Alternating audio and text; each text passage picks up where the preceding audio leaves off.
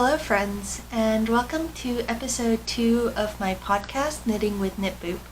I'm your host, Yura, and I can be more commonly found online and on Instagram as knitboop. I'm a knitter, knitwear designer, spinner, crocheter, dyer, and general lover of all things crafty based in the Midwestern United States. If this is your first time joining me, welcome, and if you're a returning viewer, welcome back. Just a quick note up front that I try to keep this podcast family friendly, but that doesn't mean I shy away from talking about the more political issues that might be affecting the crafting community as a whole. So if you're looking for a podcast that's, just about knitting or just about crafting, then this probably isn't going to be the podcast for you. But if you follow me over on Instagram at knitboop, you'll already know that these kinds of topics are very important to me.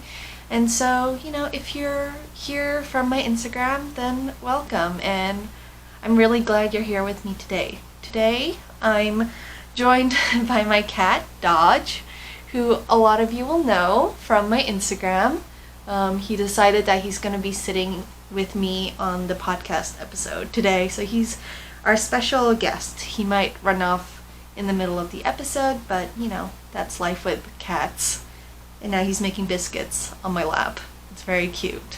Now that all that is out of the way, I'm going to get on with the podcast proper. As always, all the things I talk about can be found in the show notes in the description down below. And I'm going to try to start linking people on Instagram when I make these podcast episodes, just because a lot of the things I talk about, especially as they relate to things that are happening in the crafting community, these discussions have been happening primarily on Instagram, and I want to make sure I attribute the important discussion points to the people who brought them up in the first place. So I guess to start off, I'm going to talk a little bit about my FOs. I do have a couple of FOs. They're not recently finished objects, but I did finally get some time this weekend to take some nice pictures of them. So my partner and I, we have a couple of friends who live about 30-40 minutes away from where we are, and they own some nice wooded property with some goats. I'll probably include pictures of the goats and the property up somewhere here or somewhere here. But ever since COVID-19 and lockdown has become a thing, it's been a little more difficult to get nice outdoors photos for my knits, with the whole not being around other people and stuff like that. So we were really glad when our friends with the private wooded property reached out to us and said that, if we ever need a little bit of fresh air from being cooped up, or if we want to say hi to the goats, or just come out and enjoy the nature a little bit and take pictures while we're out there, then we're more than welcome to do so. So we got to do that a little bit over the weekend, which is really nice. Dodge is purring up a storm, and he's put one paw on my hand, so I'm not sure how I'm going to grab my FOs. I may have to put him down on the floor real quick. Oh, never mind, he jumped off of his own accord. So the first FO I'm going to share with you from this pile of FOs over here is my upcoming cardigan design, which is the Hwarang cardigan. I'm going to try to put it on to show you, although it is a little warm today, being almost August in Indiana and all that. But this is sort of how the cardigan fits. You can see a little bit of the lace motif running down the front of the cardigan. The lace motif continues in the back as well, and the majority of the cardigan is knit in a reverse stockinette stitch. So you can see the sleeves are all reverse stockinette, but as I alluded to in my last podcast episode, the way I structured these sleeves means that, apart from the single setup round where you're purling the stitches, you don't have to purl the entire length of the sleeve. And I'm really happy with how this cardigan turned out. This sample is knit with yarn from Little Skein and it's this kind of gorgeous purplish gray that has a lot of cool tints of green, purple, yellow, red, sort of speckled all throughout. And I think it really makes the cardigan pop a lot. Another detail I'm really pleased about this cardigan is the buttons.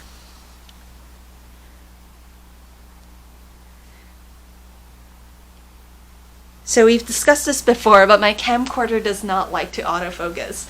But I'll try to include a picture of the cardigan and the buttons somewhere over here.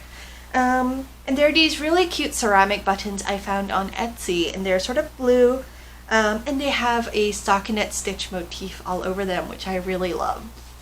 Now, test calls for the harang cardigan have already gone out, and I do have testers. As with the Namu sweater, which was my last garment release, and my first garment release, let's be honest, I'm trying to release the pattern in a large range of sizes. So currently I have 10 sizes planned with about 4 inches between each of them. So between all the 10 sizes, I really hope that, you know, there's a size that works for your body. Yeah, and I don't know what else to say about this, except that I'm really happy about it. I'm working on writing up the pattern right now. Hopefully we'll be getting that to my testers soon so that they can start. But I think I'm planning on having the cardigan released sometime late November or early December, just to make sure my testers have sufficient time to knit it without feeling pressured or rushed or anything like that. My second FO is another harang cardigan. I like to knit at least 2 samples of all of my pattern designs, because I'm going to talk about this a little bit more, but I like to knit my samples in a variety of yarns at different price points. So the other harang I showed you, the first one I showed you, is knit out of Little Skein End's very lovely indie dyed yarn. But I also know that a garment out of indie dyed yarn is not in everyone's budget.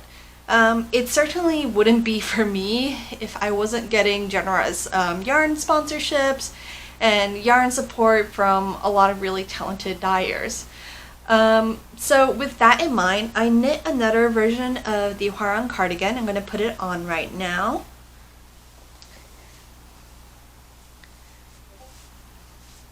Here we go. And this version features the same sort of lace motifs and is knit out of Knit Picks in their Swish DK, which is this lovely merino yarn. I think it's a really nice sort of affordable option for garments, and it wears really well too. So I've tossed both cardigans in the dryer. I know it's a little heretical, but I like to throw garments in the dryer for a little bit just to see how they hold up, and also to kind of help with the drying process a little bit. So this is sort of my go-to accessible yarn option. I believe in my size the cardigan cost about $30, so I'll have to do the math and double check. And you'll notice that the color of the shawl is a little bit different. I did put 2 options for colors and finishing on the cardigan. So the first one had a little more structure of a neckband, a button band, and you know, it could be closed. This one is an open front cardigan with a shawl collar. So you'll notice that the rib continues from the front all the way around the neck in one seamless piece. And the shawl collar means that, you know, if you want a thicker, more scrunched up collar to, you know, sort of bundle around your neck, then you're totally able to do that and make any sorts of modifications that you'd like. My third FO is the sample for the Malice shawl. I was also able to get photographs of it this weekend. I'll put pictures over here somewhere. But the first sample is knit out of 2 colors from a dyer friend of mine who is locally based. Her name is Rebel Purl on Instagram. I'll put details over here and in the description box down below. And this is her Black Magic and Fall into Hollow colorways. I'll hold the shawl up right now This is kind of fun because I can still see the camcorder through the lace section. But yeah, so this is my upcoming Malice shawl, which is also currently in testing right now. It combines the use of mosaic stitches and lace stitches to sort of give this very dramatic fall sort of shawl. And kind of like the Hawthorne cardigan, I'm going to be releasing this in 2 versions. One of them is this size, which is the medium size. And then the other is a large size, which is much bigger. And here is the sample I knit for that size. I can't really do the whole arm span thing because it is much larger than my arm span. Here's a thumbnail. So the Malice shawl, the first sample again is knit out of Rebel Purl's Black Magic and Fall in the Hollow. It's sort of this dark, moody palette. And she will be releasing yarn kits in conjunction with the pattern release as well, and I'll definitely be updating you all on how that is coming along. And then my other sample, which is my financially accessible option, this sample was knit out of various Knit Picks yarns, so I think, if I remember correctly, and I'll put sort of like the details somewhere on screen or in the description box, this is knit out of Knit Picks Hawthorne. I can't remember the name of this very glorious yellow, which is sort of my favorite yellow shade. And this white base with sort of confetti colored sprinkles. And then the edge lace is knit out of Knit Picks palette. So it's a very affordable option. I believe the whole shawl costs about $20 or so. Considering it uses most of 2 skeins and a tiny bit of a 3rd skein to finish. So those are my knitting FOs. I do have a little bit of a spinning FO to show you. In last week's episode, I talked a little bit about how I was working on a spinning project from Llady Llama Fiber Company. And I'll include some pictures over here somewhere of my bobbins, and I still need to wash and dry the skeins of the finished skeins. So I'm currently working on doing a 3-ply for this yarn, and this is what I have currently on my Nitty Naughty. I have 2 more skeins that are waiting to be soaked and weighed and dried. And then I still have 1 more braid I need to spin into singles and apply together. And I'm really happy with how this is coming out. The 3-ply means that there's a lot of depth and barber pulling in the various shades of green. Let me see if we can... And like I said before, my partner has already claimed this yarn for some kind of cowl, and I'm still a little bit undecided on whether I want to go with an already published pattern or make something up and potentially write it down. I'm always aware, I'm always very cognizant that whenever I do go on these designing tangents, that there is sort of this expectation on me now to write down what I've done, you know, go through the whole testing shebang and then publish it. So it is a lot of work, but yeah, we'll see. I don't know if I'm in the right mind space to add another design in progress right now to the plate. Like I mentioned, the Hawthorne cardigan is being tested, the Malice shawl is being tested, and I still have a 3rd shawl pattern that I'm not going to show y'all quite yet, that I need to write down instructions for and get testers and all of that. So it is a lot. So we'll see where this goes. Now, at this point in the episode, I would have been talking about the various prizes that were donated to us for the Quiet Careers Craft Along. But in recent weeks, there have been some really important discussions happening in online knitting, crocheting, and crafting communities, particularly centered on Instagram. and I thought it might be a little more relevant and important for me to talk about these issues here on this week's episode. So, you might have noticed that for every single one of my designs and finished objects that I talked about today, I usually knit 2 samples. So I knit one sample that uses, the indie dyed yarn, and I do this to sort of highlight and feature the talent that goes behind a lot of dyers, especially indie dyers in the industry. The second sample is generally knit out of what I call the financially accessible yarn option, and my go-to yarn is usually knit picks.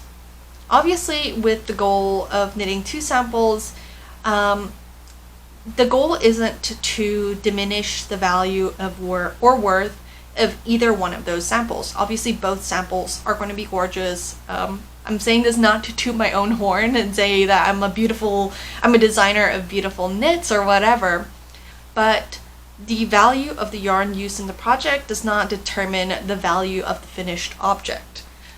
Now, in I think it was July 14th, Yelley Knits on Instagram wrote about a new garment design that was being released by a really popular knitwear designer. And they had gone ahead and done the math and determined that if the knitter were to use the specific yarns recommended by the designer, the cardigan would cost anywhere from between $240 to, I think it was $430 something.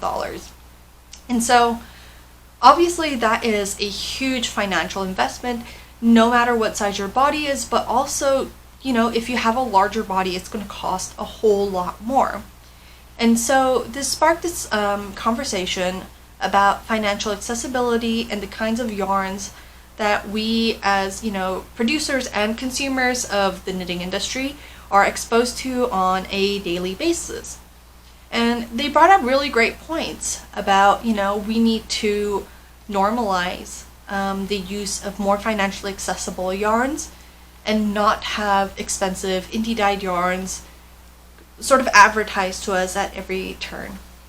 So, kind of in response to that, I published a 3-part Instagram grid post, which I'm going to read out loud right now.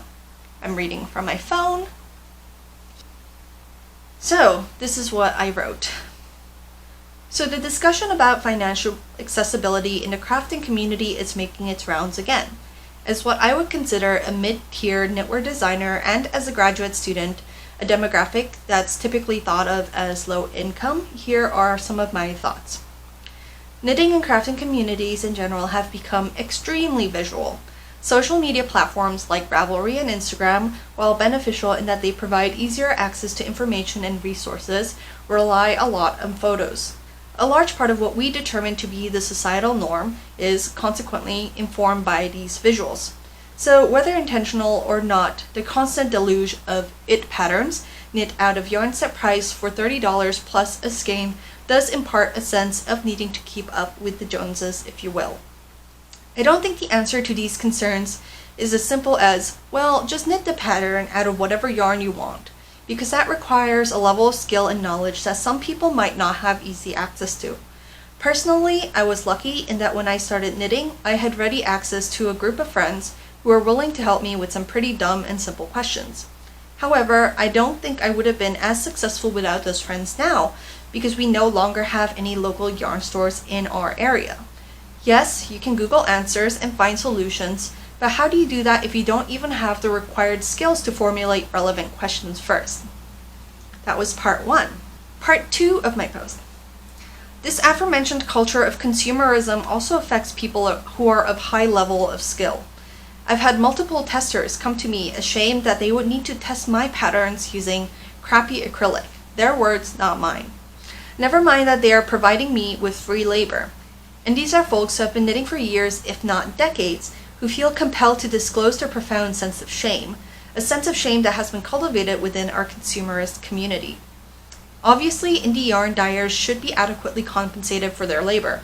Literally nobody making a legitimate argument for financial accessibility is asking indie dyers to lower their already low relative to their labor prices. And designers shouldn't be the only ones expected to shoulder the inordinate burden of responsibility in countering rampant capitalism. However, I think there are some easy solutions, such as featuring photos from testers who do decide to knit using more financially accessible yarns, thereby normalizing their use and raising their visibility, and using that information to recommend financially accessible yarn options in the pattern itself. I think that little bit of effort and kindness can go a long way in normalizing the use of different materials. Part 3. In short, yes, I love working with indie dyed yarns. I love forging these connections with dyers who have so much skill and are more often than not undercompensated for their labor. A lot of the things I knit and design wouldn't be possible without generous yarn support from these artists. However, as producers of our collective crafting culture, I do think that we do have a responsibility in ensuring that everyone feels welcome in this space. I've been reading some arguments against this push for financial accessibility, like how talking about this is a distraction from real issues like racism and white privilege. But as some other folks have already pointed out, there is a clear connection between race, poverty, health, and size representation. Our work on inclusion can be and must be intersectional. Discussing one facet of the systems of privilege and oppression that enforce societal norms and expectations does not render discussion of another facet moot. Too long didn't read. Financial accessibility still has a ways to go in the crafting community, and we need to do more to further this. Financial accessibility is also linked with racial injustice and fat liberation. If we want to claim that the crafting community is the most welcoming place, we need to invest real work towards making this the reality. So that was my very long 3-part post on financial inclusivity. I think the most important thing to take away from this discussion is that we shouldn't be conflating calls for financial accessibility with calls for dyers to lower their prices, because as I've mentioned, that is not what a legitimate argument should look like. Obviously, dyers need to be compensated for their labor. I tried my hand at some dyeing of yarn. I wouldn't call myself a dyer really. It was more of a hobby and sort of me dabbling in it a little bit. And I know that it is a really time-consuming and labor-intensive process. So the calls for financial accessibility are not calls for dyers to lower their prices or whatever it is, right? So it's more about making the use of financially accessible yarn more normal. And that means counter yarn snobbery. So, a lot of people have sent me private messages after I posted that 3-part series talking about their experiences with yarn and financial accessibility in the community. And a lot of these stories center around, feeling like they're not adequate crafters for not crafting with particular materials, feeling left out, or even outright hostility or, dismissal from other knitters and crocheters because of the kinds of fibers they use. So, for instance, someone had gone into a local yarn store wearing a garment that they had knit themselves and they were really proud of.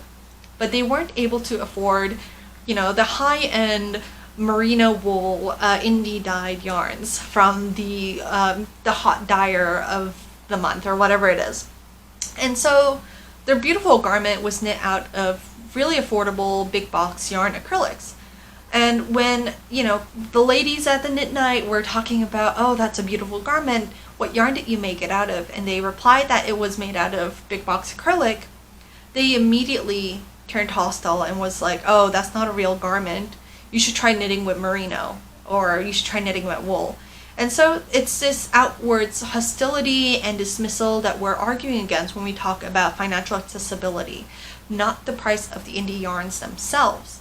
Obviously, what that means is indie yarn dyers should continue to be compensated for their labor adequately.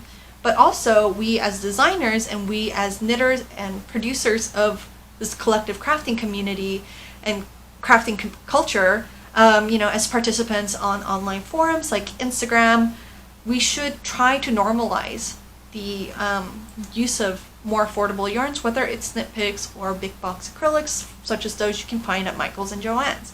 And also, we shouldn't be looking down on people who have to complete projects using more affordable yarns, or people who can't justify purchasing $60 worth of yarns for a single shawl, or something like that.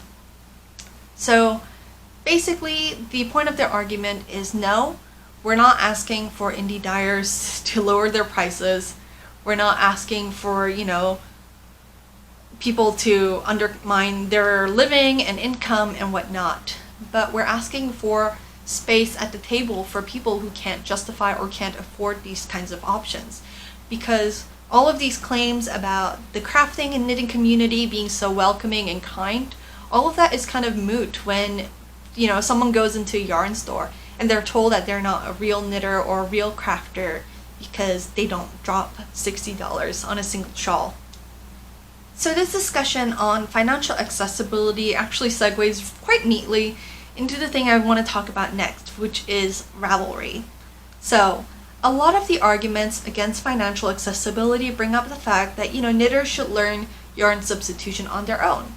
That knitters should take the responsibility to learn all of these skills by themselves, and, you know, it's uncalled for to ask designers and other people in this community to do that work for them. Well, yarn substitution only works when there are resources to learn about yarn substitution. And Ravelry for the last, 17 years, I believe, has been a really great source of that information, right? You can go into Ravelry, sort yarns by fiber content, by weight, by gauge, etc., etc. And it's this huge database that was put together by the users. Let's make that very clear. The users provided the labor in compiling this information into one single database. It's this information that makes Ravelry so invaluable in yarn substitutions. Well, what happens when that primary source of information is no longer accessible to a wide, range of people? So, for those of you who don't follow me on Instagram have already seen my posts about this, Ravelry in June released a new site overhaul. I'm going to refer to that as New Rav, just for consistency. And New Rav was sort of this aesthetic update to the old Rav, which was, a bit outdated considering that the site was conceived of in the early 2000s. And when I saw the update, at first I was like, okay, well, this is new. It's very cute. It's going to take a little bit of getting used to, but I can work around this, right? What I didn't realize at that time was that New Rav, because of the color schemes that were being used, because of the high contrast, because of the way the website was being loaded in pieces, which meant that like elements in the page were moving, because of all of the moving animations on the new website, was causing a variety of health-related issues to a lot of users, including migraines, eye strain, and in at least 8 confirmed cases, seizures. And as a sufferer of migraines myself, I was very lucky in that New Rav did not trigger any migraine-related symptoms to me, because there have been times where I've been hospitalized and put in the ER for migraine attacks that are so bad that I'm vomiting for 8 hours straight and being dehydrated, and I'm confused, I don't know what's going on, and my entire week has been like ruled by this overarching migraine. And so when these concerns were first brought up, there was a place in the Ravelry forums where accessibility issues were sort of being put in. The moderators eventually ended up setting a designated forum thread specifically to talk about these accessibility issues. Now, that would have been fine in and of itself were they to actually do anything with the information that was being provided to them. So eventually the forums ended up getting locked. They had an accessibility survey released, but the accessibility survey was released in the New Rav format, meaning that people who were affected by New Rav weren't able to complete the survey, which, renders it moot. Not to mention the survey was pretty poorly written from someone who writes surveys for their research, and as other UI UX researchers and other people in sort of the user interface, usability, accessibility industries have pointed out. So that was problematic in and of itself. Now, things sort of escalated when my friend KDB, who is KTB38 on Instagram, they started compiling stories from people who were suffering from these various neurological health effects. And then they also started compiling information that were volunteered by designers about whether their sales have gone up or down since New Rav's release. And it was found that overwhelmingly designers, specifically mid to small tier designers, were being negatively affected by new Rav's changes. And KDB published these findings in their Instagram stories. Now, please keep in mind that this is information that was compiled from the designers themselves. They volunteered this information themselves, and KDB, all they did was compile this information in a very easy to parse single location. Cassidy, one of the founders of Ravelry, decided to kind of weirdly go on a smear campaign against KDB. Cassidy announced on her Twitter that, someone on Instagram, very clear allusion to Katie, was going around spreading lies about Ravelry, about accessibility. And after making that tweet, Cassidy deleted her Twitter account, so we can't even talk to her about it.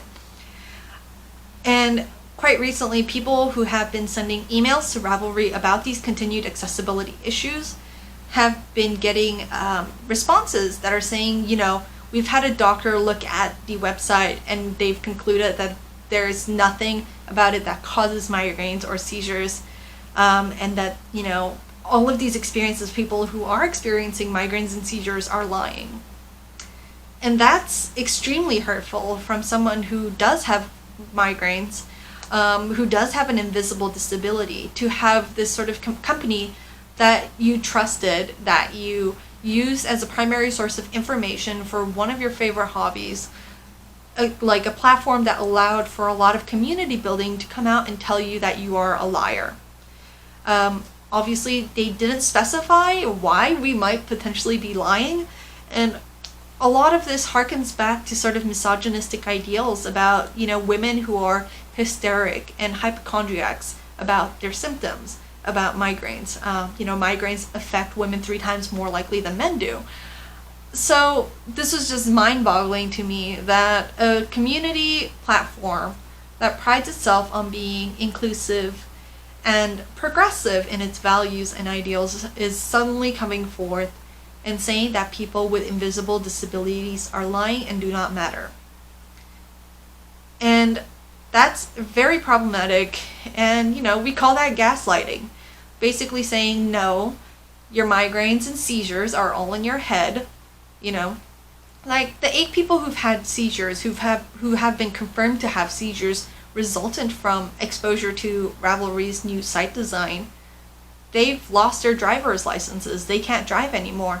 And in this period where COVID-19 is wreaking havoc on sort of these social structures that make it possible for people to get by without driver's licenses, for example, that's really debilitating. And also, during this period of social isolation, Ravelry is a community for a lot of us. We put a lot of effort and labor into it, compiling information, doing all of this crowdsourced work that makes Ravelry the really wonderful resource that it has been. And to suddenly have the founders of the website that you poured hours and hours of your life into say that, you're a liar and you don't matter, that's really hurtful. So to that end, I've sort of made a personal commitment to remove myself from Ravelry as much as possible. Obviously, this is going to be really difficult depending on whether you're a casual user, whether, you have a business that advertises on Ravelry, whether you're a designer that relies on the Ravelry platform to get your patterns noticed. This process is gonna look different for everyone. But for me personally, what I've gone ahead and done is I've already set up my own personal website, knitboop.com. I guess I'll put a link here or in the description box down below where people can go and download my patterns. I'll slowly be shutting down all of my Ravelry forums, including the Quiet Queers Craft Along, as well as my personal one, knitboop designs.